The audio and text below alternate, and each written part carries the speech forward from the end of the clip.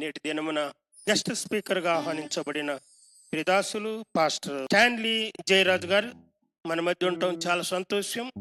మరి ఐడిపిఎల్ నుంచి బాలనగర్ నుండి వారు వచ్చారు. వారిని ప్రేమతో వేదిక మీదకి ఆహ్వానిస్తూ ఉన్నాం. ఆయన వస్తూ ఉండగా చప్పట్లతో మనము అభినందించుదాం.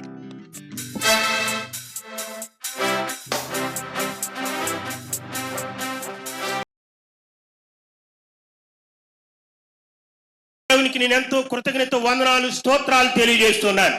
నేటి దినమున గెస్ట్ స్పీకర్ ఆహ్వానించబడినటువంటి పాస్టర్ స్టాన్లీ గారిని బట్టి నేను ఎంతో సంతోషిస్తున్నా. వారి దేవుని యొక్క వర్తమానమును అందిస్తూ ఉంటుండగా మనం శ్రద్ధగా ఆలకించి ఆధ్యాత్మికమైన మేళ్లను ఉపకారములను పొందము. వారికి సమయం ఇచ్చుట జరుగుతున్నది.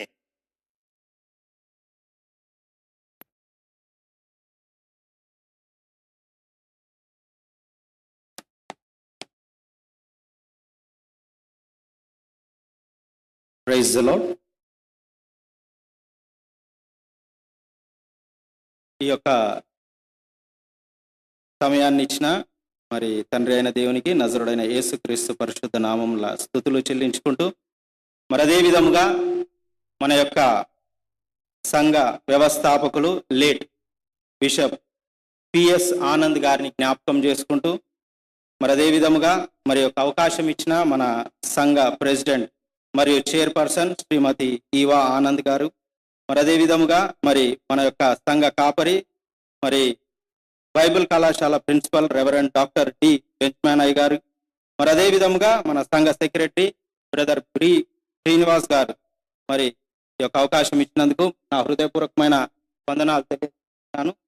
అదే విధముగా మరి దేవుడు ఈ దినాన్ని ఇచ్చినందుకు గాను దేవునికి ఎంతో కోట్లాది కృతజ్ఞతాస్తుతులు చెల్లించుకుంటూ, మీ అందరికీ మరొక పర్యంతరం నా హృదయపూర్వకమైన వందనాలు.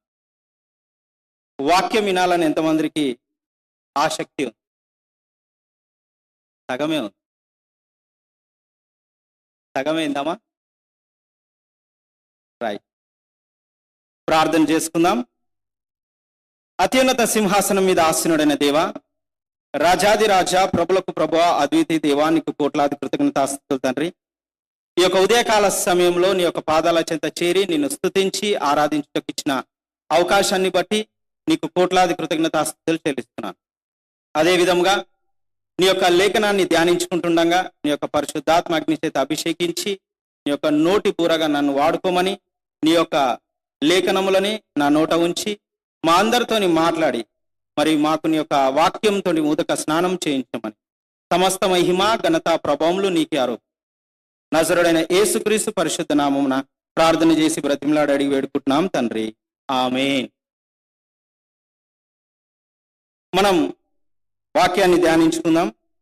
అందరూ కూడా మరి శ్రద్ధగా మరి వినాలని కోరుకుంటూ,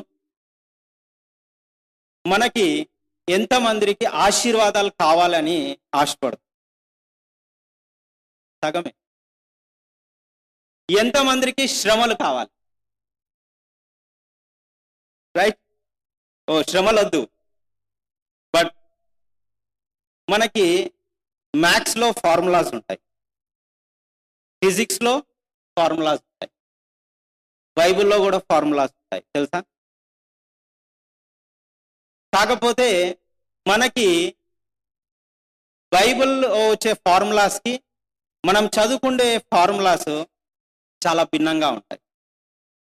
ఎగ్జాంపుల్ చెప్పాలంటే మ్యాథ్స్లో A+B అంటే ఏమంటారు? A+B అంటే ఈజ్ ఈక్వల్ టు AB, అంతేనా? A+B² అంటే AB² అని చెప్తా ఉంటాం.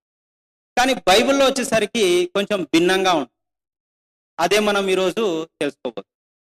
ఆ ఫార్ములా ఏంటిది అంటే, నేను ప్లస్ శ్రమలు ఈజ్ ఈక్వల్ టు ఆశీర్వాదాలు, దీవెన. హల్లెలూయా. I plus sufferings is equal to plus.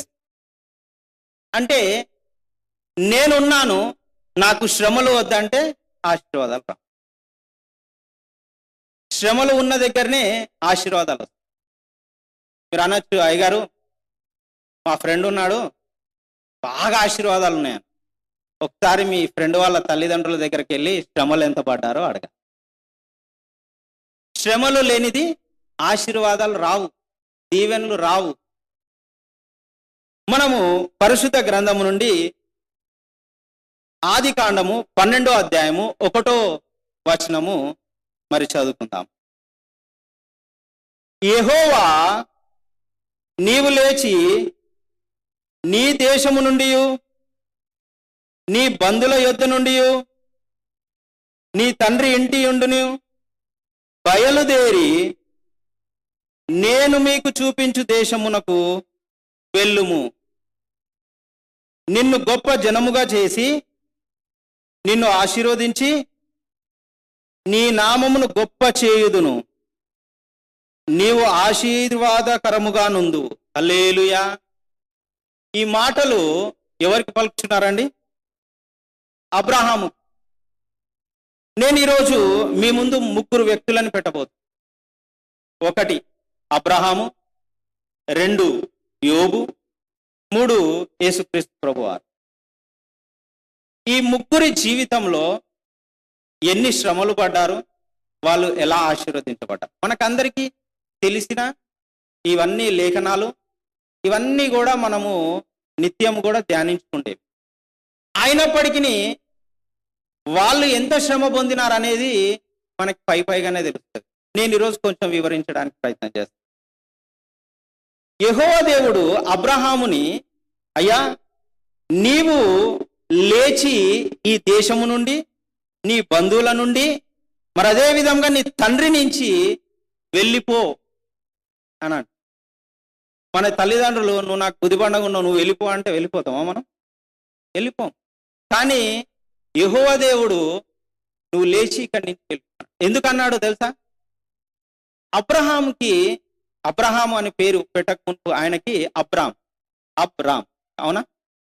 అబ్రాము మరి ఆయన ఎవరు అంటే అన్యుడు. ఆయన అన్య దేవతలకు పూజలు చేస్తూ, అదే విధముగా ఆయన అన్యత్వం అంటే హీఈస్ ఏ జెంటైల్, ఆయన అన్యత్వంలోనే ఉన్నాడు. కానీ ఒక రోజు ఆయనకి ఒక ఆలోచన వస్తుంది, అసలుకి ఇన్ని రకాలు దేవుళ్ళు ఉన్నారా, చిన్నది పెద్దది అని చెప్పి ఆయనకి ఒక ఆలోచన వచ్చి, ఒకరోజు ఒక మేడ మీద వాళ్ళ తండ్రి ఆయనకి ఒక పని అప్పగిస్తే ఆ పనిని ఆయన ఏం చేశాడు?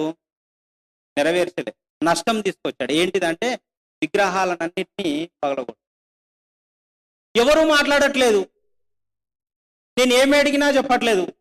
ఎవరు నిజమైన దేవుడు అంటే చెప్పట్లేదు, చిన్న దేవుడో పెద్ద దేవుడో అంటే చెప్పట్లేదు అని చెప్పి ఆయన ఒక ఆసక్తి కలిగినప్పుడు యెహోవా దేవుడు ఆయనకు ప్రత్యక్షమయ్యి నేనే దేవుడు అని చెప్పి ఆయన ఏమంటాడు? నీవు లేచి ఇక్కడి నుంచి వెళ్ళు. ఆయన అడిగింది ఏంటిది? నిజ దేవుడు ఎవరని ఒక ప్రశ్న. కానీ ఆయన ఆసక్తి కొలది దేవుడు ఆయన ఆ స్థలము నుండి విడిచిపెట్టి, నీ తల్లిదండ్రులను విడిచిపెట్టి వెళ్ళిపో అని.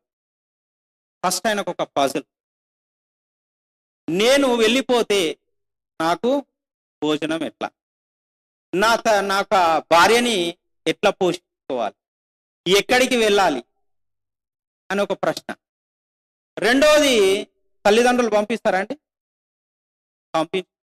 తల్లిదండ్రులు ఎవరు కూడా పంపించరు. కోపం మీద అన్న ఒక గంట స్నేహితుడి దగ్గరికి వెళ్తే ఏం చేస్తారు? అందరికీ ఫోన్లు చేసి మా అబ్బాయి వచ్చాడా అని పక్కనింటి వారిని అడుగుతారు. వాళ్ళ తండ్రికి కూడా చెప్పి ఉంటాడు అబ్రహాం, తండ్రి మరి నాకు యెహోవా దేవుడు ప్రత్యక్షమయ్యి ఇక్కడి నుంచి లేచి ఈ స్థలం నుంచి మిమ్మల్ని అందరినీ వదిలిపెట్టి వెళ్ళిపోమన్నాడు అని. కానీ వాళ్ళు తండ్రి ఆపి ఉంటాడు. నీకేదో కళ వచ్చి ఉంటుంది, అది తప్పుడు కళ, అది ఒక పీడ కళ, ఎవరు అనుకున్నావు ఏంటిదో, అదంతా మర్చిపో, మమ్మల్ని వదిలిపెట్టి వెళ్ళిపోతా అంటావు ఏంట్రా, ఎక్కడికి వెళ్ళిపోతావు? ఆపేస్తే ఆయన ఆగలే. లేదు నాకు చెప్పాడు నేను వెళ్ళిపోతానంటే సరే. ఇక తప్పని పరిస్థితులలో అబ్రహాం చాలా గొప్ప వ్యక్తి, వాళ్ళ తల్లిదండ్రులు వ్యాపారం చేస్తూ ఉన్నారు, బాగా ఆస్తిపరులు. అయినప్పటికీ కొడుకు మరి వినట్లేదు మాట అని చెప్పి కొడుకుతో పాటు మొత్తం అందరు కూడా ప్రయాణం. అసలు ఇక్కడ ఎవరు వెళ్ళమని చెప్పాడు? కేవలం అబ్రహామును మాత్రమే. నీ దేశాన్ని వదిలిపెట్టమన్నాడు, తల్లిదండ్రులను వదిలిపెట్టమన్నాడు, బంధువు మిత్రులని వదిలిపెట్టమని చెప్తే వీళ్ళందరూ కూడా ఏం చేశారు? నువ్వు ఎక్కడికి వెళ్తే మేము కూడా అక్కడికే. బహుశా వీళ్ళు అనుకొని ఉండొచ్చు, అబ్రహాంకి ఏమన్నా ఒక పెద్ద నిధి దొరికింది, మా నుంచి విడిపోదాం అనుకున్నారు అనుకొని వాళ్ళు కూడా ప్రయాణమై వెళ్ళి హారాన్లో ఆగి. ఆయన ప్రయాణం చేసినప్పుడు ఆయన వయసు 70 సంవత్సరాలండి. ఆయన ఊరు నుంచి బయలుదేరినప్పుడు అబ్రహాం యొక్క వయసు 70 సంవత్సరాలు. హారాన్కి వెళ్ళి అక్కడ ఆగిపోయారు. హారాన్లో తండ్రి అని ఉంటాడు. ఏమనంటే, అరే నీకు దేవుడు చూపించిన స్థలము ఇదేనేమో, దేవుడు చూపించిన స్థలం. అక్కడే ఆగిపోయాడు. 5 సంవత్సరాలు అక్కడే ఉన్నాడు. 5 సంవత్సరాల్లో ఈయన కదలడానికి ఎక్కడికి లేడు. దేవుడు చూస్తూనే ఉన్నాడు. నేను చెప్పింది ఏంది, అబ్రహాము చేసేది ఏంటిది అని. తన తండ్రి చనిపోయిన తర్వాత 5 సంవత్సరాలు మళ్ళీ ఆయన ఏం చేస్తాడు? దేవుడు ప్రత్యక్షమై ఇక్కడ నుండి బయలుదేరు అంటే మళ్ళీ అక్కడి నుంచి ఎవరిని? లోతుని తీసుకొని, ఆయన భార్యను తీసుకొని బయలుదేరేటప్పుడు ఆయన ఏమన్నా మంచి, ఆయనకి దగ్గరగా ఏమన్నా బుగాటి బైక్ ఉండేనా, కారు ఉండేనా? ఏం లేవు. కాలినడకన నడవాలి. ఎంత దూరం ప్రయాణించాలో తెలియదు, ఎక్కడికి వెళ్ళాలో తెలియదు. బయలుదేరనగానే ఆయన మళ్ళీ లేచి బయలుదేరి వెళ్తూనే ఉన్నాడు. అది అరణ్య ప్రాంతం, అవి కూడా ఉండొచ్చు, ఎన్నో ఎలుగుబంట్లు ఉండొచ్చు, ఎన్నో పాములు ఉండొచ్చు, అవునా, సర్పాలు ఎన్నో ఎదుర్కోవాలి. దారి పొడవునా మళ్ళీ ఆయనకి ఏం కావాలి? ఆహారం కూడా కావాలి. అయినప్పటికీ అన్ని శ్రమలు పొందుతూ పొందుతూ పొందుతూ ఆయన చివరికి కానాను దేశానికి చేరు. ఆయన ఏం ఈజీ వాక్ కాదండి, అది it's not a cake walk. అదేం సులువైన దారి కాదు. ఇప్పుడు మనకున్న రోడ్లు లేవు, మనకున్న వసతులు లేవు, కాలినడకనే నడవాలి. నల్లమల్ల ఫారెస్ట్కి ఎంతమంది వెళ్ళారు? నాగార్జున సాగర్ దాటితే నల్లమల్ల ఫారెస్ట్, కార్ అడవి. నేను ప్రయాణం చేసిన అర్ధరాత్రి 12 గంటలకి 2 గంటలకి ఆ టైంలో కార్ అడవిలో ప్రయాణించాలంటే నాకు భయం వేసింది, విత్ ఫ్యామిలీ. మరి ఈయన ఎట్లా ప్రయాణించుంటాడు?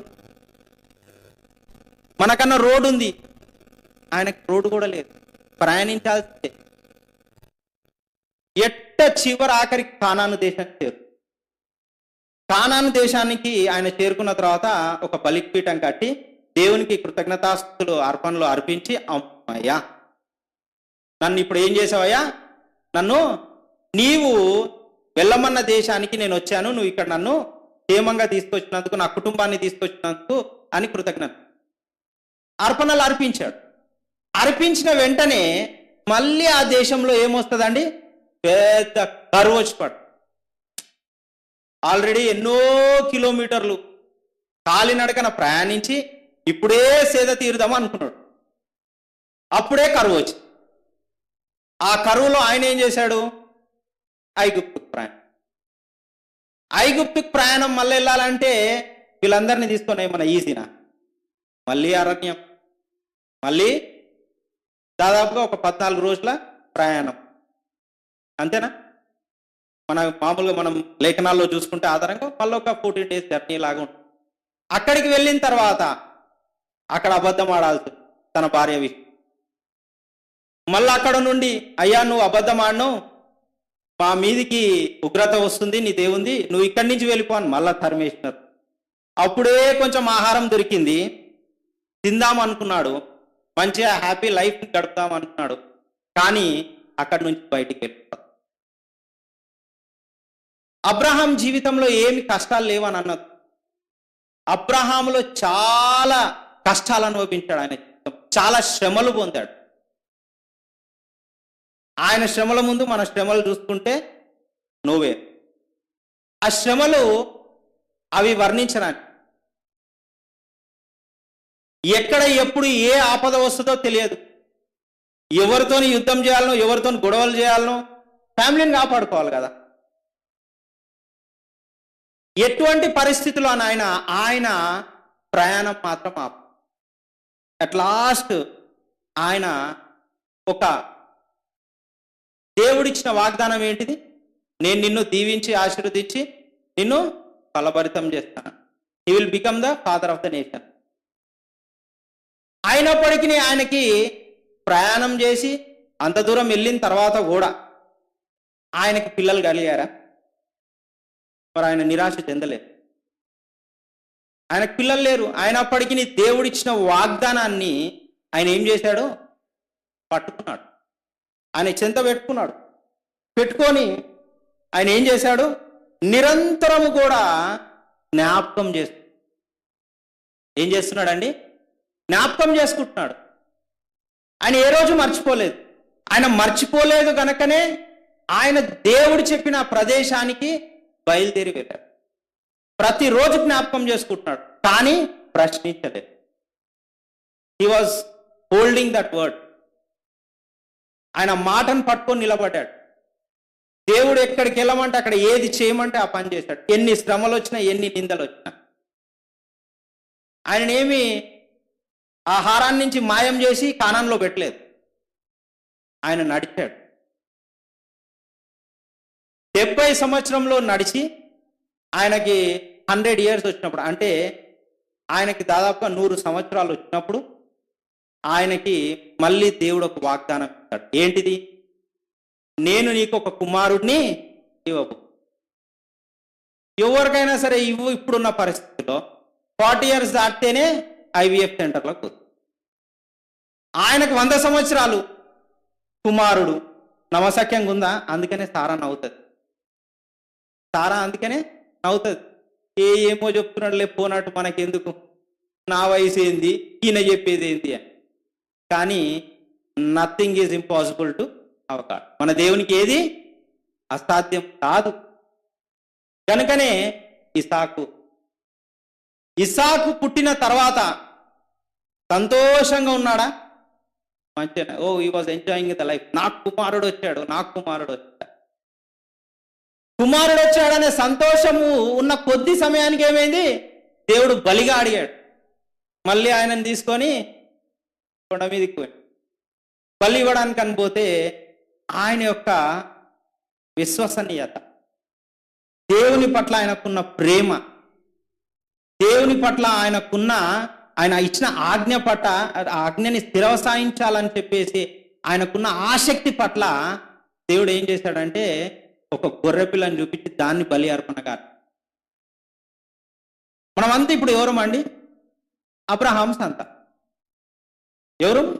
అబ్రహాం సంతానం. ఆయన ఆనాడు అంత కష్టపడ్డాడు కాబట్టి మనమంతా కూడా ఈనాడు అబ్రహాం సంతానం అని మనం చెప్పుకుంటాం. ప్రభువా, నేను ప్రయాణించలేను, ఊరి నుంచి హారానికి వచ్చే లోపలే నా పని అయిపోయింది, ఇక నేను ఇక్కడనే ఉంటా అంటే ఆయన దీవించబడి ఆశీర్వదించబడి ఈరోజు మనం అబ్రహాం సంతానం అని చెప్పుకుండేవారమా? ఆయనకు ఆ క్రెడిట్ వస్తుండేనా? రాకపోతే. ఆయన పడిన శ్రమల ముందు నిజంగా మన శ్రమలు ఎంత అండి? చాలా తక్కువ. చాలా అంటే చాలా తక్కువ. మనం ఈరోజు చిన్న సమస్య వస్తే మన దగ్గరికి ఎందుకు మన తల్లిదండ్రులు ఉండి ఎవరైనా సరే, లేకపోతే ఏదైనా అవసరం ఉండి పలానా దగ్గరికి వెళ్ళేసినట్టే, నేను పోను, నాకు అవసరం ఏంటిది? మంచి కాలేజ్ ఉంది, కాలేజ్ బస్ ఉంది, లేకపోతే ఒక మంచి జాబ్ వచ్చింది, జాబ్లో మనకి బస్ ఉంది అంటే అబ్బా ఈ ట్రాఫిక్లో 2 hours ప్రయాణించాలి, 2 hours ప్రయాణించి మళ్ళీ రావాలి, 4 hours ఐ కాంట్ స్పెండ్. నేను అంతా తీసుకోలేదు. మా ఇంటి పక్కన ఉన్న ఫ్యాక్టరీలో వర్క్ చేస్తాను, మా ఇంటి పక్కన ఉన్న స్కూల్కి వెళ్తాను. అవును, అంతేనే కదా. ఏదైనా మనం పొందుకోవాలి ఆశీర్వాదాలు అంటే మన జీవితంలో శ్రమలు ఉండాలి. ఆయన ఆశీర్వాదాలు పొందుకున్నాడు. పాలు తేనెలు ప్రవహించే దేశాన్ని ఇచ్చాడు. ఆయనకి ఏది కొదవలేదు. తర్వాత ఆయన సంతోషమైన లైఫ్ని ఆయన అనుభవించాడు. తన తల్లి తండ్రుల దగ్గర ఉన్న ఆస్తి కంటే ఈయన దగ్గర ఉన్న ఆస్తి ఎక్కువ, చాలా ఎక్కువ. దేవుడు మర్చిపోలేదండి.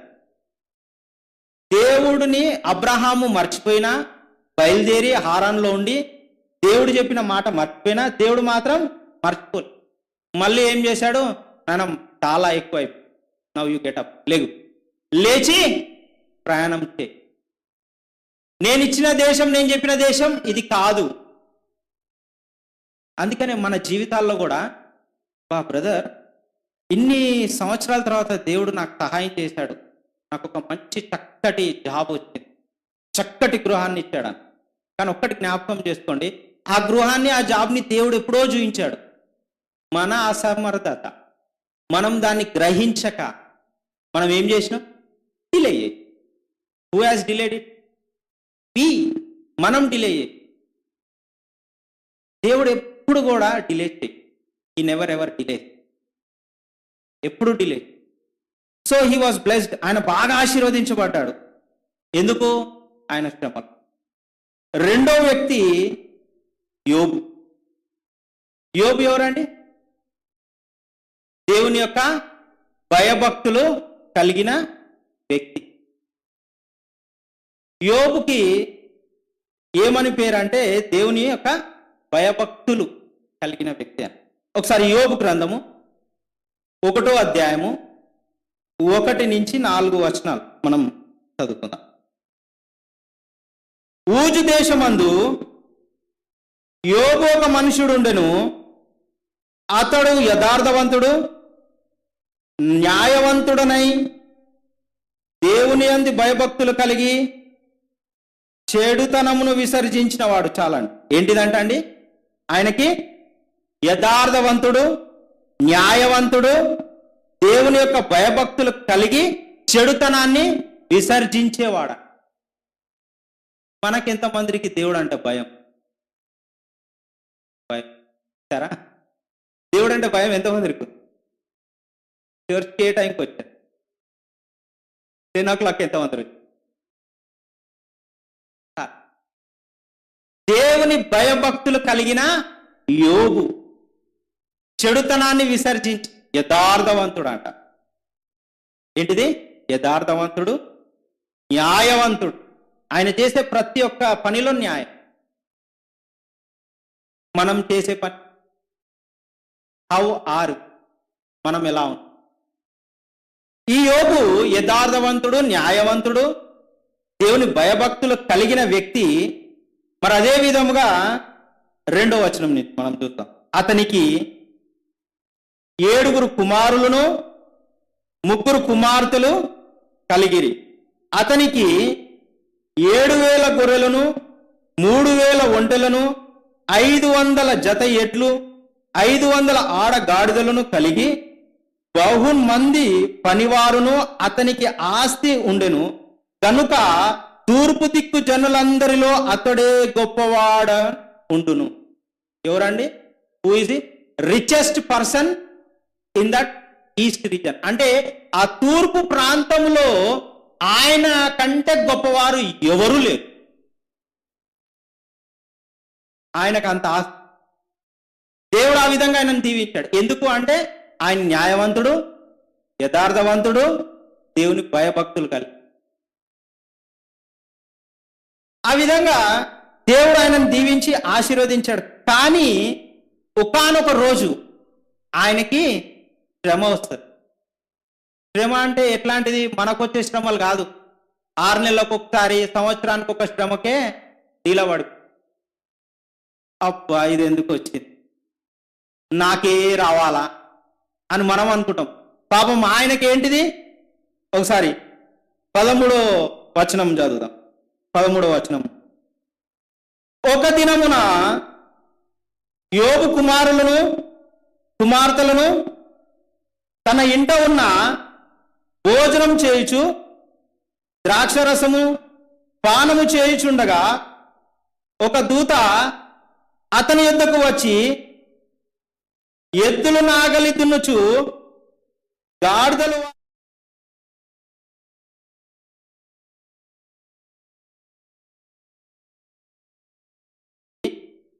ఖడ్గముతో పనివారిని హతము చేసి చాలండి. ఫస్ట్ ఒకటి ఏంటిదంట అండి? పనివారినందరినీ చంపేసి ఏం పట్టుకపోయినారంట? ఏదులను, ఆయనకున్న గాడిదలను అన్నింటినీ పశువులను తీసి. ఎప్పుడు? వాళ్ళ పిల్లలు మంచిగా భోజనం చేస్తూ, పానము తాగుతూ, వాళ్ళ అన్న ఇంట్లో ఉన్నప్పుడు వాళ్ళు మంచిగా they are enjoying their life, చాలా సంతోషకరంగా ఉన్న సమయంలో ఒక పనివాడు వచ్చి, అయ్యా ఎవరు షెబాయిలు అంట వచ్చి మనకున్న ఎడ్లని గాడిదలనన్నిటిని తీసుకొని పోయినారయ్యా. అదే విధంగా తీసుకుపోవడమే కాదు, పనివారినందరినీ కూడా హతం చేశారు. అటు తర్వాత ఒకసారి మరి 16వ వచనం, అతడు ఇంకా మాట్లాడుచుండగా మరి ఒక్కడు వచ్చి దేవుని అగ్ని ఆకాశము నుండి పడి గొర్రెలను పనివారిని రగులబెట్టి కాల్చివేశాను. చాలండి. ఈ వార్త ముగియక మునిపే మళ్ళీ ఇంకొక వార్త ఏంటిదంట, దేవుని అగ్ని వచ్చి ఏమైంది, వచ్చి ఆ గొర్రెల మీద పడితే ఆ గొర్రెలన్నీ కాలి. మళ్ళీ ఇంకొక దెబ్బ. 17వ వచనం, అతను ఇంకా మాట్లాడుచుండగా మరి ఒక్కడు వచ్చి కల్దీయులు 3 సమూహములుగా వచ్చి ఒంటెల మీద పడి వాటిని కొనిపోయి ఖడ్గము చేత పని. ఇక్కడ 3వ వార్త ఏంటిది, ఎవరంటే కల్దీయులు వచ్చి అయ్యా పనివారినందరినీ చంపడమే కాక ఒంటెల్ని తీసుకుని. సరే, ఇది కూడా బాగానే ఉంది. 18వ అటు మాట్లాడుచుండగా వేరొకడు వచ్చి నీ కుమారులను నీ కుమార్తెలను తామ అన్న ఇంట భోజనము చేయుచు ద్రాక్షారసము పానము చేయుచుండగా గొప్ప సుడిగాలి అరణ్య మార్గమున వచ్చి ఆ ఇంటి నల్లి మూలలను కొట్టగా అది యవ్వనముల మీద పడినందున వారు. 4వ వార్త ఏంటంటే సుడిగాలి వచ్చింది, పిల్లలందరి మీద ఆ రూఫ్ పడిపోయి దెబ్బ మీద దెబ్బ, దెబ్బ మీద దెబ్బ. మనకే ఒక బైక్ ఉండి పోయేటప్పుడు మంచిగా పని మీద అర్జెంటుగా టైర్ పంచర్ అయితే, ఏం ప్రభు నా టైర్ పంచర్ చేసినాం అన్నాడు, అడుగుతామా? ఒక చిన్న టైర్ పక్కనే పంచర్ షాప్ ఉంటుంది, పంచర్ చేసుకోవడానికి మనకి ఆలోచన కూడా రాకుండా ఫస్ట్ దేవుని ఏమంటావు, ఏంది ప్రభు నా టైర్ పంచర్ అయింది, నేను ఎప్పుడు పోవాలా నా పని. ఇక్కడ దెబ్బ మీద దెబ్బ, వార్త మీద వార్త, వార్త మీద వార్త. ఆయన ఏమనుకున్నాడంటే ఆస్తే కదా పోయిందిలే అనుకున్నాడు. కానీ పిల్లలు చనిపోయినారని చెప్పిన తర్వాత 20వ వచనం అంట, అప్పుడు యోబు లేచి తన పై వస్త్రములు చింపుకొని తల వెంట్రుకలను గొరిగించుకొని నేల మీద సాష్టాంగపడి నమస్కారము చేసి ఇట్లా నేను నా తల్లి గర్భము నుండి దిగంబరిగానే వచ్చి తిని దిగంబరిగానే అక్కడికి తిరిగి వెళ్ళదను. యెహోవా ఇచ్చును, యెహోవానే తీసుకొనును, యెహోవా నామముకు స్తుతి కలుగును గాక. హల్లెలూయా. ఏంటంట అండి, ఆయన వస్త్రం చింపుకొని దేవుణ్ణి ప్రశ్నించలే, ఆయన గుండు కొట్టించుకొని దేవుణ్ణి ఏం దూషించలే, సాష్టాంగ నమస్కారం చేసి నేను తల్లి గర్భంలో నుంచి దిగంబరిగానే వచ్చిన, ఈ లోకాన్ని నేను విడిచిపోయేటప్పుడు దిగంబరిగానే వెళ్ళిపోతాను, దేవుడే ఇచ్చిండు దేవుడే తీసుకున్నాడు గనుక ఆయనకే స్తుతి కలుగును గాక. టైర్ పంచర్ అయితే ఇంటికి ఫోన్ చేసి ఏం దేవుడో ఏమో ఏం ప్రార్థన చేసినావు పొద్దున, నా టైర్ పంచర్ అయింది, నేను చెప్పినా నాకు ప్రార్థన అంటే సెట్ కాదు, నాకు ప్రార్థన చేసి పంపియకు అని. నేను నా దారిన నేను పోతా, నువ్వు వినవు. ఇప్పుడు నేనేం చేయాలా, పంచర్ షాప్ని ఎత్తుకాలి. అక్కడ ఏం ప్రమాదం ఉందో మనం ఒక్కసారి ఆలోచించి, ప్రభువా మరి నీ చిత్తంలో ఇలా ఉంది, జరిగిందేమో, నాకు పంచర్ షాప్ దగ్గరలో చూపించు అని ప్రార్థన చేసుకున్న సందర్భాలే ఉన్నాయా? మనం ప్రతిదీ ఆయనకున్న ఆస్తి పోవడమే గాక ఆయనకున్న పిల్లలు చనిపోతే కూడా దేవా నువ్వే ఇచ్చావు గనక, నీవే తీసుకున్నావు గనక నీకే మహిమ, నీకే స్తుతి అంటే. అటు తర్వాత ఇదే అయిపోయింది. ఇదే కాదు, ఆయనకు మళ్ళీ ఇంకా శ్రమ వచ్చింది. యోబు గ్రంథం 2వ అధ్యాయం 7 నుంచి 10 వచనాలు. కాబట్టి అపవాది యెహోవా సన్నిధి నుండి బయలువెళ్ళి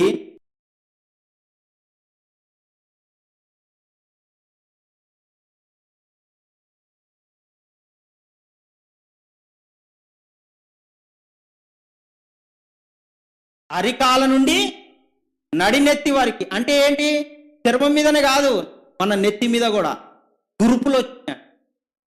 అవి ఏం చిన్న కురుపులు కాదు. చిన్న ఉన్నప్పుడు చికెన్ పాక్స్ ఎంతమంది, అవునా? అప్పుడు మనకైతే తెలియదు.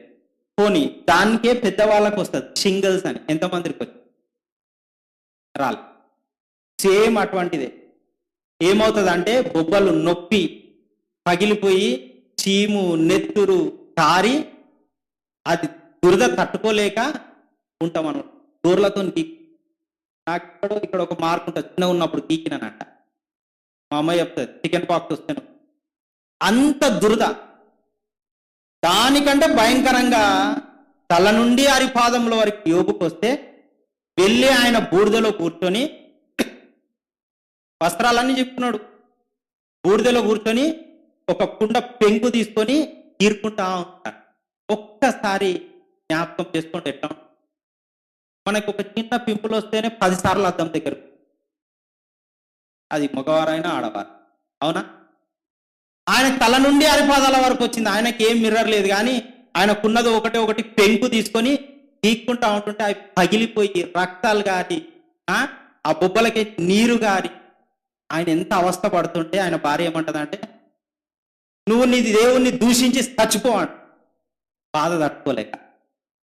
అప్పుడు ఆయన ఏమంటాడంటే, దేవుడు మేలు చేస్తే ఆ మేలును అనుభవించి, కీడు చేస్తే దాన్ని విసర్జించాలనా, దాన్ని కూడా అనుభవించాలా, మూర్ఖురాలా అంటాడు. మనకు ఒక చిన్న అనారోగ్యం వస్తే అయిపోయినా నేను అని చెప్పేసి, చిన్నదే ఒక టైఫాయిడ్ జ్వరమో మలేరియా జ్వరమో వస్తే చర్చికి పోకుండా మానేసి ఇంటికాడనే కూర్చొని, నేను ప్రతి వారం చర్చికి పోతున్నా, ప్రతి వారం బల్లలో చేయి వేస్తా, ప్రతిదినం ప్రార్థన చేస్తున్నా, వాక్యాన్ని ధ్యానం చేస్తున్నా, నాకెందుకు వచ్చింది ఈ రోగం? నా శత్రువుకు రాలేదు, పక్కన వాడు బాగున్నాడు అంటాం లేదు. కానీ యోబు అట్లనలే, అయ్యా ఈ ఆరోగ్యం కూడా నువ్వే ఇచ్చింది, ఈ ఆరోగ్యం కూడా నువ్వే తీసుకు, ఏది జరిగినా నీ చిత్తమే కాబట్టి నాదేంది డ్యూటీ, పెంకు తీసుకొని పోకుంటా నేను, నాకంతే. భార్యకు చెప్పిన మాట కూడా వింటేది. ఆమె ఎంత తెలివి మాత్రాలు, ఆమె ఎంత భక్తి, దేవుణ్ణే దూషించాడు. మరి దేవుడు మంచిగా గొర్రెల్ని ఇచ్చినప్పుడు, ఎడ్లని ఇచ్చినప్పుడు వాటన్నిటి సంపద అంతా నోవించి, అవునా? ఆయన యోబు ఏం చిన్నగా శ్రమలు లేవంట ఆయనకు కూడా. దెబ్బ మీద దెబ్బ మీద మనకే చూసుకుందాం. ఎవరో మనకు తెలిసిన వాళ్ళు లేకపోతే మన ఇంట్లో ఎవరో చనిపోయారు, వెంటనే ఒక వార్త వచ్చింది, ఏమని, అయ్యో మీ పిల్లోనికి యాక్సిడెంట్ అయింది. మళ్ళీ వెంటనే ఇంకోటి వార్త వస్తుంది, నీ బిజినెస్ లో నీ కారో నీ బండో ఏదో పోతుంది, యాక్సిడెంట్ అయింది అన్నావు అనుకో, ఈ దేవుడు వద్దు ఏమొద్దురా నాయన, ఏంటిది, ఏంది కష్టాలన్నీ లోకంలో ఉండేటన్ని నాకే వస్తాయా అని మనం కానీ యోబు అన్ని పోయిన ఆఖరికి ఆరోగ్యం క్షీణించిన, ప్రభువా నీకే. ఆఖరికి యోబు యొక్క స్నేహితులు వచ్చి, అరే నువ్వు ఎంతటి పాపం చేసి ఉంటే, నువ్వు ఎంతటి దేవునికి వ్యతిరేకంగా నువ్వు జీవించినట్లయితే నీవు ఈ పరిస్థితికి వస్తాడు. అసలు యోబు ఎంత యథార్థవంతుడండి, తన పిల్లలు భోజనం చేస్తూ పానము తాగుతూ దేవుణ్ణి ఎక్కడైనా దూషించినారేమో అని చెప్పి యోబు ప్రతిదినం పాపక్షమాపణ వాళ్ళని శుద్ధీకరించి వాళ్ళ పాపక్షమాపణ కొరకు ఆయన బలులు అర్పించాడు. అందరికి కలిపి ఒకటి కాదు, ఒక్కొక్కరికి కలిపి ఒక్కొక్కటి. అటువంటి యథార్థవంతుడి దగ్గరికి వీళ్ళు వచ్చి స్నేహితులు, రే దుర్మార్గుడా, నువ్వు ఎంత పెద్ద పాపం చేసినావో, నీకు దేవుడు ఈ శిక్ష విధించాడు, దేవుడు నీకు ఇన్ని శిక్షలు విధించాడు. అసలు నువ్వు ఫస్ట్ పశ్చాత్తాపపడాలి. ఏమంటాడు? పశ్చాత్తాపపడు. దేవుణ్ణి అడిగి ఏమైనా ప్రాణం తీసుకోమని అడుగు అన్నాడు. అటువంటి ఒక్క మాట మాట్లాడలేదు. వాళ్ళ ఫ్రెండ్స్ అయితే ఎంతో, వాళ్ళ స్నేహితులు ఎంతగానో ఆయనని ద్వేషిస్తూ దూషిస్తూ మనం లేఖనాలు చూస్తాం. ఒక్క మాట ఆయన మాట వ్యతిరేకంగా దేవునికి ఒక్క మాట. చివరాఖరికి ఆ స్నేహితుల నిమిత్తం వారికి ప్రార్థన చేసి వాళ్ళని క్షమించమని ఎవరు అడగాలి? యోబే అడిగాడు, క్షమించమని అడిగాడు. అటు తర్వాత ఆయనకు ఆశీర్వాదం. యోబు గ్రంథం 42 అధ్యాయము 12 నుంచి 17 వచనాలు. యోబు గ్రంథం 42 అధ్యాయము 12 నుంచి 17. యెహోవా యోబుని మొదట ఆశీర్వదించిన కంటే మరి అధికముగా ఆశీర్వదించెను.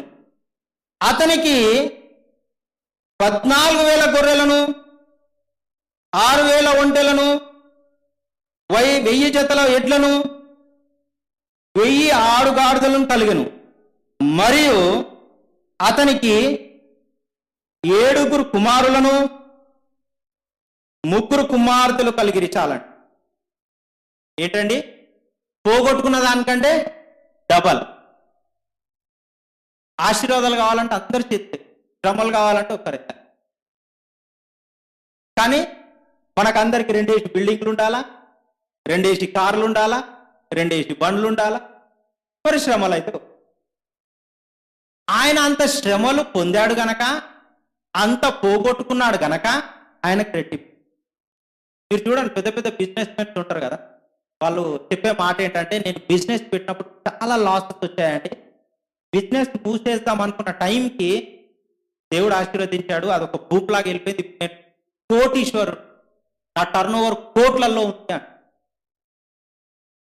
ఆయన ఏం ఆహ్వానించాడు? లాసెస్, ఒక బిజినెస్. అవునా? అయినప్పటికీ లాసెస్ వచ్చినప్పటికీ ఆయన బిజినెస్ కొనసాగి దాంట్లో ఉన్న మెలుకులను తెలుసుకున్నాడు, అభివృద్ధి పడు. దేవుడు మనకిచ్చే శ్రమలు ఎందుకు? దేవా, ఈ శ్రమ నాకు ఎందుకు ఇచ్చావని అడిగావా ఎప్పుడన్నా? ఈ శ్రమ ఎందుకు కలిగింది నాకు అని ప్రార్థన చేసావా? నేను ఒక చిన్న సాక్ష్యం చెప్. ఈ యోబుకు వచ్చింది అన్నాను కదా, కురుపులు వచ్చాయి కదా, ఆ కురుపులో లాస్ట్ మంత్ నాకు కోరట్ మీద వచ్చింది. అసలుకి ఎంత భయంకరంగా ఉందంటే, కొంతమంది సింగిల్స్ అన్నారు, చికెన్ పాక్స్ అన్నారు, నాకు 2 చిన్నపిల్లలు ఉన్నారు, నేను ఏం చేయాలో నాకు అర్థం కాలేదు. ఒక పక్క నుంచి దురద, ఒక పక్క నుంచి ఏమో బాధ, నొప్పి అన్ని భరిస్తూ నేను దేవుని పాదాల దగ్గర పోయి, అయ్యా ఇది నువ్విచ్చింది, ఇది నువ్వే మాన్పాల, నేను ఏ డాక్టర్ దగ్గర పోను అని చెప్పేసి నేను దేవుని పాదాల దగ్గర నేనుంటే, నువ్వు ఇంత చిన్నదానికే ఇట్లా మాట్లాడుతున్నావు, యోబు కథ ఒకసారి గుర్తు చేస్తా. నేనేమనలే, ప్రభువా నువ్వే ముట్టిస్తూ వస్తావు, దీనివల్ల నేనేం నేర్చుకోవాలో నాకు తెలియదన్న. అప్పుడు దేవుడు ఏమని చెప్పాడంటే, ఈరోజు డేట్ ఎంత? 18. ఈ 18వ తారీఖు నువ్వు ఈ మందిరానికి వెళ్తావు కాబట్టి దీని మీద నువ్వు వాక్యం ప్రిపేర్. హల్లెలూయా. ఏమన్నాడు? దీని మీద వాక్యం ప్రిపేర్ కా. దేవుడు ఏది శ్రమ ఉట్టిగా పెట్టాడు. ఆ శ్రమ పెట్టకపోతే ఈ రోజు నేను ఈ వాక్యం చెప్పేవాన్నా, మనం ధ్యానించుకుంటాం కాదు. సో మనం దేవుణ్ణి అడగాలి, ఈ శ్రమ నాకు ఎందుకు వచ్చింది అని. అప్పుడు దేవుడు ఆ శ్రమ వెనుకున్న మర్మాన్ని నీకు తెలియజేసి దీవించాడు. యోబు బాగా దీవించబడ్డాడు, రెట్టింపుగా దీవించబడమే కాక, ఒకసారి 16వ వచనం చదువుదాం. అటు తర్వాత యోబు 140 సంవత్సరాలు, ఎన్ని సంవత్సరాలండి? 140 సంవత్సరాలు బ్రతికి తన కుమారులను 4 తరముల వరకు చూశారు. హల్లెలూయా. రేపు ఒక్క మర్మాన్ని చూడమే కాదు, అవునా? 4 తరాలు చూసి కుమారులు కుమారులు కుమారులను ఆయనను ఎంత సతాయించారు. నాకు అది కొని నాకు ఇది. దేవుడైతే ఏం పదవి చేయలేదు, కానీ ఓపిక శక్తి అంటాల దేవుడి ఆశీర్వాదం ఆపుతాం. మనం ఇంకొక వ్యక్తిత్వం యేసు ప్రభు. యేసు ప్రభు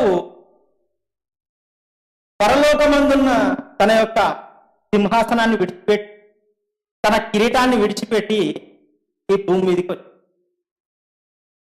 కన్యక గర్భన మరియమ్మ గర్భమున ఆయన పరిశుద్ధాత్మ చేత అభిషేకించబడి ఆమె గర్భవతి అయినప్పటి నుండి యేసు ప్రభు వారు శ్రమలు పొంది. ఎంతమంది అంగీకరిస్తారా? ఎందుకన్నానంటే పరిశుద్ధాత్మ చేత మరియమ్మ గర్భవతి అయినప్పుడు యేసు ప్రభు గర్భంలో ఉన్నప్పుడు ఫస్ట్ యోసేపే నాకు వివాహం అవుతాను, వివాహమే వద్దాను తిరస్కరించేవాడు. నాకు మరియమ్మ మరియమ్మ వద్దంటే ఎవరు వద్దన్నట్టు యేసు ప్రభు వారిని కూడా వద్దాను. ఆయనకు తెలియదు, అందుకోసమని దేవదూత ఆయన ప్రత్యక్షమై ఆయనకి వివరించి చెప్పిన తర్వాత ఆమెను స్వీకరించారు. అటు తర్వాత ఆయనకి ఇంకా ఎన్నో శ్రమలు వస్తాయి. వాళ్ళు వేరే ప్రాంతంలో నివసించేవారు. వేరే ప్రాంతంలో నివసించినప్పుడు ఇజ్రాయేల్ బెత్లెహేం ప్రాంతం వాళ్ళది. అక్కడ సెన్సస్ అంటే జనాభా లెక్కలు తీసుకున్నప్పుడు అక్కడికి వాళ్ళు వచ్చినప్పుడు ఆమె నిండు గర్భం దాల్చి ఉన్న ఆమెకి నొప్పులు వచ్చినప్పుడు ప్రతి ఒక్క తలుపు తడితే తలుపు తెచ్చిన ఎవరంటారు, మా దగ్గర స్థలం లేదు, మా దగ్గర స్థలం, there is no place for Jesus Christ. Yesu ప్రభు ఈ లోకానికి రావడానికి నాకు స్థలమే లేదు. సర్వ సృష్టికర్త, అవునా? ఈ సృష్టిని సృష్టించింది ఆయననే కదా. ఆయన మానవుడు ఈ భూమి మీదకి రావాలంటే దెర్ ఈస్ నో ప్లేస్. అందరు తలుపు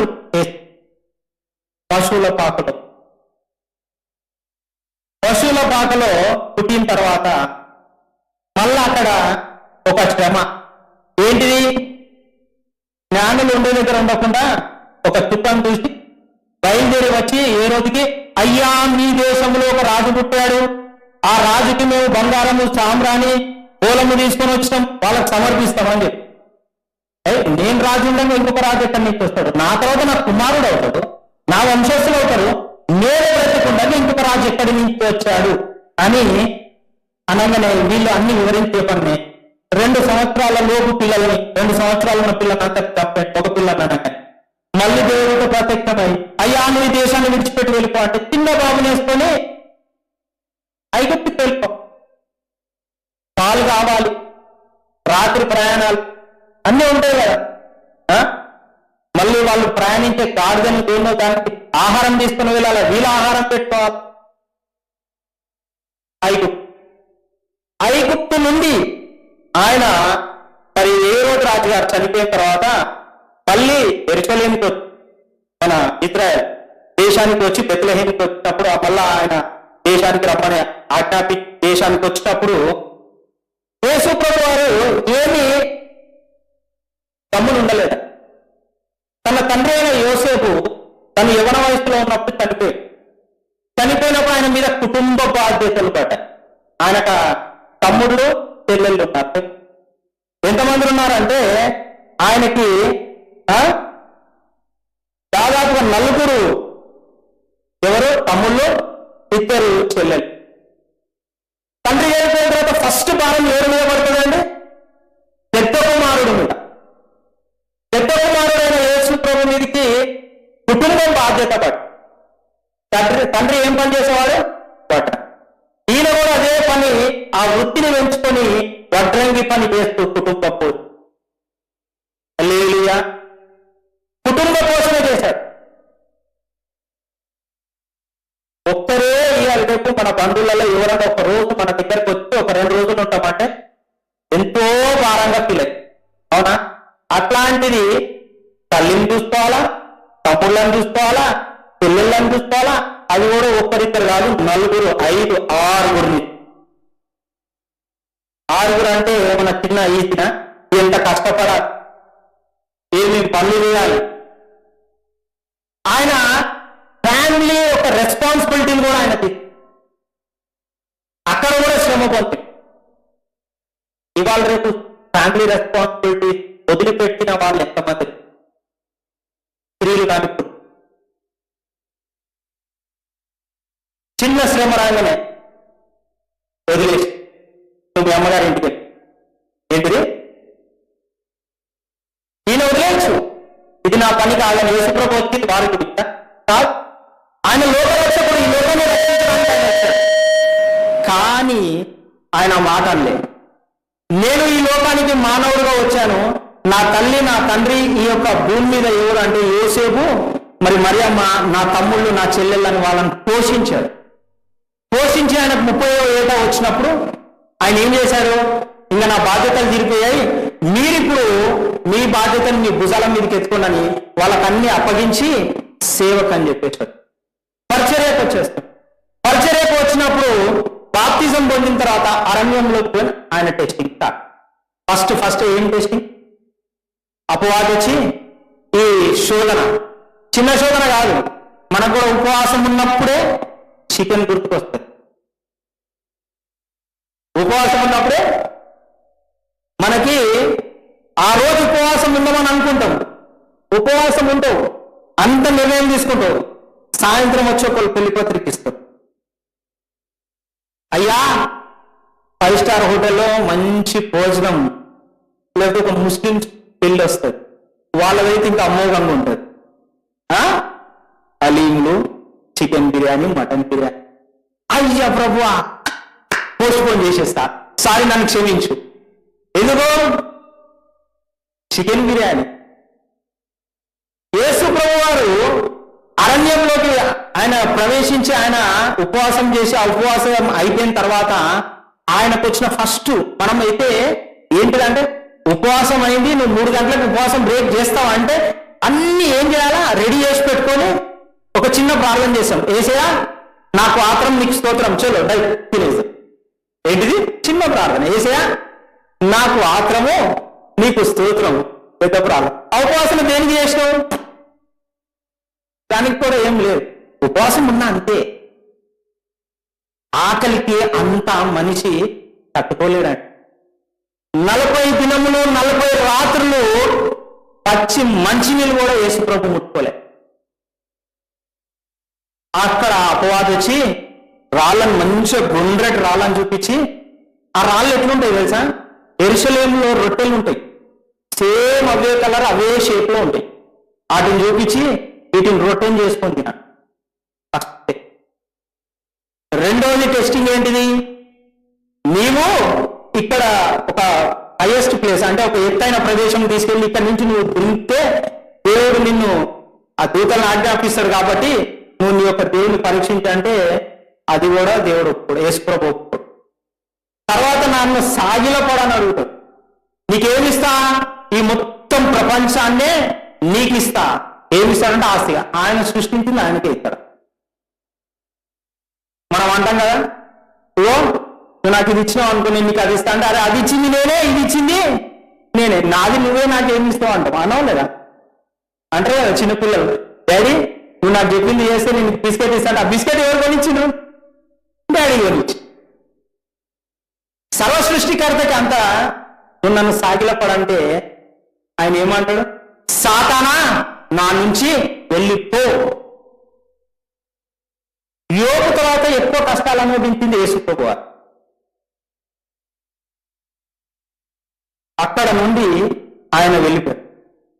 అపవాది వెళ్ళిపోయిన తర్వాత ఆయన పరిచర్య స్టార్ట్ అయినప్పుడు అప్పుడు ఆయన ఏమంటాడు తెలుసా? మార్క్స్ వార్త 8వ అధ్యాయం 31. మార్క్స్ వార్త 8వ అధ్యాయం 31 వచనం. మరియు మనుష్య కుమారుడు అనేక హింసలు పొంది పెద్దల చేతను ప్రధాన యాజకుల చేతను శాస్త్రుల చేతను ఉపేక్షింపబడి చంపబడి 3 దినములైన తరువాత లేచుట అగత్యం. ఏంటిదండి?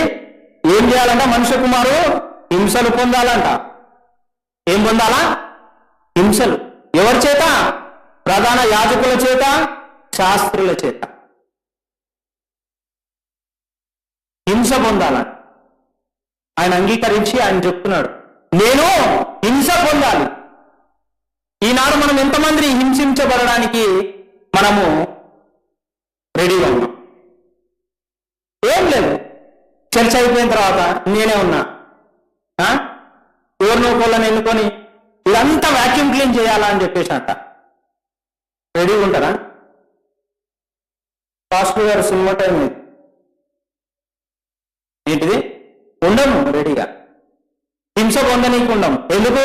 చెమట గారుతుంది, కొత్త బట్టలు నలిగిపోతాయి, ఖరాబ్ అయిపోతుంది, దుమ్మంటుతుంది. అవునా? చాలా మంది ఉన్నారండి అట్లా ఆలోచిస్తారు. మీరు కాదు, మీరు అన్నిటికీ రెడీ. హల్లెలూయా. ఆయన హింస పొందాలని చెప్తున్నాడు. యేసు ప్రభు వారు హింస పొందాలని ఆయన చెప్తాను, నేను హింస పొందాలి. మనం ఎంతమంది అంటున్నాం ఈరోజు, నేను హింస పొందాలి, నేను హింస పొందాలి, నేను శ్రమలు పడాలి అని ఎంతమంది రా? ఆశీర్వాదాలు అయితే, ఓ తండ్రి నీ ఆకాశ గుప్పులను విప్పి నా మీద కుమ్మరించి కుదించి కుదిపి నిండి పొంగి పొర్లాల. హల్లెలూయా. ఏం చేయాలా? శ్రమలు కాని వద్దు, ఆకాశ గుప్పులను విప్పి నా మీద నా కుటుంబం మీద కుమ్మరిస్తే కుదించి కుదిపి నిండి పొంగి పొర్లుతా ఉంటాయంట. మరి పొర్లుతా ఉంటే పాపం ఎవరికన్నా ఇస్తావా అంటే అది చేయం. హింస పొందారు. యేసు ప్రభు వారి పరిచయం కూడా ఏం ఈజీగా లేదా? యోహాను సువార్త 8వ అధ్యాయం 59వ వచనం, అంటే సమయం కొద్దిగానే ఉంది, నేను క్లుప్తంగా వివరిస్తాను. అక్కడ ఏమని ఉంటుంది అంటే, యేసు ప్రభుని రాళ్లతోని కొట్టాలని చెప్పి చూస్తారు. యేసు ప్రభుని రాళ్లతో కొట్టాలని చెప్పి చూస్తారు. అక్కడి నుంచి యేసు ప్రభు వారు తప్పించుకుంటారు. అదే విధంగా ఆయన ఎవరికి కూడా ఏమన్నా అపాయం తలపెట్టాడా? రోగులు వస్తే ముట్టి స్వస్థపరిచాడు, అనారోగ్యంతో బాధపరిచిన వారిని అందరినీ, చనిపోయిన వారిని తిరిగి లేపిన రోజున, అదే విధంగా దెయ్యం పట్టిన వాళ్ళని పీడిపోయి, ఆఖరికి ఆయన గురించి చూసుకోకుండా ఆయన వెంబడించే వారికి ఆకలి అవుతుందని చెప్పి ఎవరి దగ్గర ఏమన్నా ఉన్నాయంటే 5 రొట్టెలు 2 చిన్ని చేపలు ఏం చేసిండు? 5,000 మందికి పంచిపెట్టి మళ్ళీ 12 గంపలు మిగిలి. అవి ఏమి ఎక్స్ట్రా లేవండి, యేసు ప్రభు వారు మిగిలిచ్చాడు. ఎందుకు అంటే మళ్ళీ వీళ్ళు తిరిగి ప్రయాణమయ్యే మార్గం మధ్యలో మళ్ళీ వీళ్ళకి ఆకలి అవుతుందేమో అని చెప్పి అది కూడా వాళ్ళకి పంచిపెట్టడం. ఆయన ఆకలి కూడా ఆయన చూసుకోలే. అటువంటి యేసుక్రీస్తుని ఏం చేశారండి? ఆయనకి ద్రోహం తలపెట్టారు. ఎవరు? యూదా ఇస్కరియోతు ఏం చేశాడు? యేసు ప్రభుని నేను పట్టిస్తానని చెప్పి ఆయన ఒప్పందం చేసుకున్నాడు. పేతురు ఎవరు? అయ్యా నువ్వు పరలోకం నుండి వచ్చిన దేవుని కుమారుడివి అని రికగ్నైజ్ చేసి, అంటే కనుగొన్న ఆయన కూడా ఏమంటాడు? నీ గురించి అవసరమైతే నా ప్రాణాన్ని ఇస్తా యేసయ్యా, నీ గురించి నేను ఎవరన్నా చంపడానికి వస్తే నేను నా పీక దగ్గర మా యేసు ప్రభుని వదిలిపెట్టాను. ఎవరన్నా నిన్ను సంఖ్యలు వేస్తే నాకు సంఖ్యలు లేండి అయ్యా, మా యేసు ప్రభుకి ఎందుకు వేస్తారని చెప్పేసి నేను ముందుకెళ్తా అన్న ఆయన ఏం చేశాడు? యేసు ప్రభా నాకు తెలియదు, ఆయన ఎవరు, ఆయన ముఖం ఎట్టుంటుంది, ఆయన ఎప్పుడు చూడలేనే. అరే నిన్ననే చూసిన నీతో పాటు, నా పోలికలు కలిగిన వాడిని ఏమన్నా చూసినాయేమో అన్నాడు. ఆయన ఏం చేయబడ్డాడండి? తృణీకరించబడ్డ. ఆయన మీద నానాకమైన కుట్రలు పన్నారు. మత్తయి సువార్త 26వ అధ్యాయంలో ఉంటుందండి. ఆయన మీద అనేకమైన కుట్రలు పన్నారు ఆయనను చంపడం కోసం. అదే విధముగా యేసు ప్రభుకి అబద్ధ సాక్ష్యాలు ఆయనకు వ్యతిరేకంగా పుట్టించారు. అబద్ధ సాక్ష్యాలు వ్యతిరేకంగా అదే విధంగా ఆయన మీద తప్పుడు ఆరోపణలు, ఆయన ఎవరికి హాని తలపెట్టలే, తప్పుడు ఆరోపణలు. అట్ లాస్ట్ ఆయనను తీసుకుపోయి పిలాతు దగ్గర నించోబెట్టినప్పుడు మరణదండన అంటే శిలువ దండన ఆయనకి విధించినప్పుడు ఆయనని ఏం చేశారండి? ఆయనని చెంప మీద కొట్టారు, ఉంచారు. తర్వాత ఏం చేశారంటే ఆయనను కొట్టిన దెబ్బలు ఎటువంటిదంటే ఇంత చిన్న కర్ర ఉంటుంది, సన్నగా ఉంటుంది, కొడితే తోలు లేచి రావు. ఆ తర్వాత ఒకటి ఉంటుంది, ఏంటిది అంటే దాన్ని ఏమంటారంటే రోమన్ ఫ్లాగ్రమ్ అన్నట్టు. అంటే దానికి ఒక ఏమంటారు, మన తోలు ఉంటుంది కదా, లెదర్ అంటాం కదా, లెదర్తో పాటు రాయి కట్టి ఒక చిన్న ఇనుప ముక్క కట్టి దాంతో కొడితే మాంసం ఊడొచ్చాయి. 39 స్ప్లాషెస్ అంటే ఏంటిది, కొరడా దెబ్బలు ఆయనను కొట్టారు. మొత్తం రక్తం ఇట్లా స్పిల్ అవుట్ అయ్యాయి. ఆయన ఒక మాంసం ముద్దగా మార్చబడ్డాడు. అట్లా ఆయనని కొట్టడమే కాక ముళ్ళ కిరీటం పెట్టి మేకులు దిగ్గొట్టి ఆఖరికి చనిపోయాడా లేదా అని చెప్పి పక్కల బల్లం కూడా పోదు. అట్లా పొడిచి ఆయనని సిలువలో మరణించి దాకా ఆయనని హింస పెడుతూనే ఉంది. అందుకనే అంటాడు నేను హింస పొందాలని. ఆయన ఆ హింస పొందాడు గనక చివరిగా నేను రోమియోలకు రాసిన పత్రిక 8వ అధ్యాయం 34వ వచనం, ఆయన అంత హింస పొందాడు గనక ఈనాడు నీవు నేను ఎక్కడ కూర్చున్నామండి, ఆయన రక్షణ అనే గొడుగు కింద కూర్చున్నాం.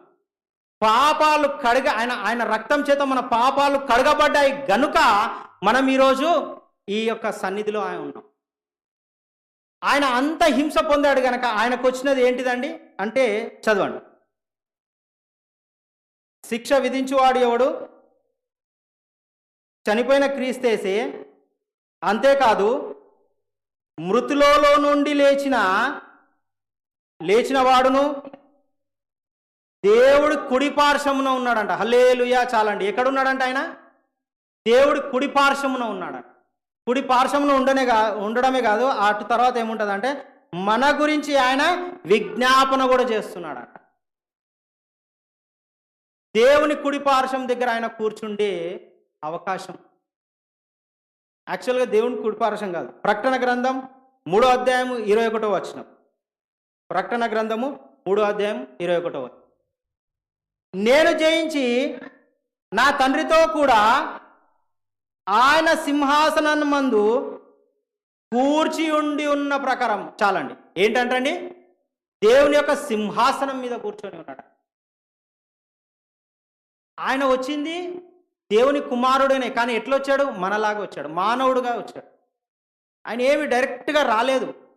ఒక తల్లి గర్భమున నుండి బయటికి వచ్చి మానవుడుగా ప్రతి ఒక్క శ్రమ మనకంటే ఎక్కువగా అనుభవించి ఆయన చనిపోయి తిరిగి లేచి మనకి రక్షణ ఇచ్చాడు.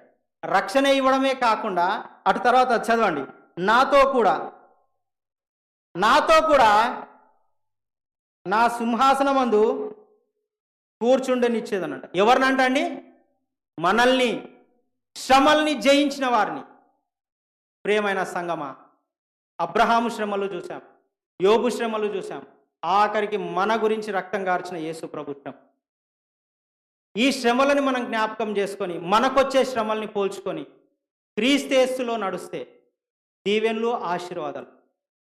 నేను ప్లస్ శ్రమలు, ఆశీర్వాదం, దీవెనలు. నీవుండి నాకు శ్రమలు వద్దంటే ఆశీర్వాదాలు రావు. వీళ్ళందరూ కూడా హింస పొందినారు, వీరు దీవించబడ్డారు, ఆశీర్వదించబడ్డారు. అవే దీవెనలు, అవే ఆశీర్వాదాలు మనకి కావాలంటే మనం కూడా ఏం పొందాలి? శ్రమలు పొందాలి. శ్రమ లేనిదే ఆశీర్వాదం. కాబట్టి దేవుడు ఈ వాక్యాన్ని దీవించి ఆశీర్వదించి మన శ్రమలంతట్లో దేవుడు తోడునిడగా ఉండి మనకి జయం ఇచ్చి దీవించి ఆశీర్వదించును గాక. ఆశీర్వదించాలి అంటే పరీక్ష కొరకైన కొన్ని శ్రమలు మనకు వస్తాయని, ఆ శ్రమలను ఓర్చుకుని సహించే జ్ఞానం దేవా నాకు మాకు దయచేయండి. ప్రార్థన చేసుకుందాం.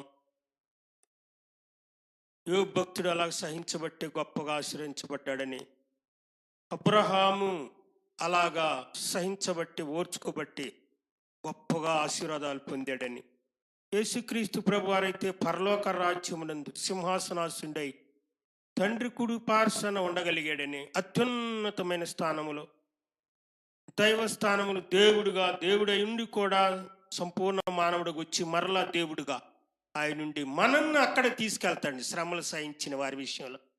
దేవా ఆ ఓర్పు నాకి నాయన సహనం దయచేవి. ఈ ముగ్గురు వ్యక్తులు మాదిరికరంగా మా ముందు ఉంచారు. మాకు చిన్న శ్రమ రాగానే మేము తట్టుకోలేకపోతున్నాం, ఓర్చుకోలేకపోతున్నాం. నాయన ప్రార్థనలో గడపగలిగే ఆ శక్తి, ఆ శ్రమలు కొట్టివేయబడి వరకు లేక మమ్మల్ని ఆశీర్వదించే వరకు మాకు దయచేయండి ఆయన. అని ప్రార్థన చేసుకుందాం. ఇంత చక్కటి వర్తమానం అందించిన ప్రియదాసులకి సంఘమందరి పక్షంగా హృదయపూర్వక వందనాలు తెలియజేస్తున్నాను. దేవుడు అందించిన వర్తమానం మనందరి హృదయంలో ఫలించును గాక. ఆమేన్. మహోన్నతుడా మా పరమ తండ్రి, ఇన్ని వాక్యం మా అందరి హృదయంలో ఫలింపు చేసి మేమును నీ మీద ఆధారపడి ఒకవేళ ఇలాంటి శ్రమలు వచ్చినప్పుడు ఓర్చుకోగలిగి శక్తి మాకు ప్రసాదించమని యేసునామమున ప్రార్థిస్తున్నాం తండ్రి. ఆమేన్.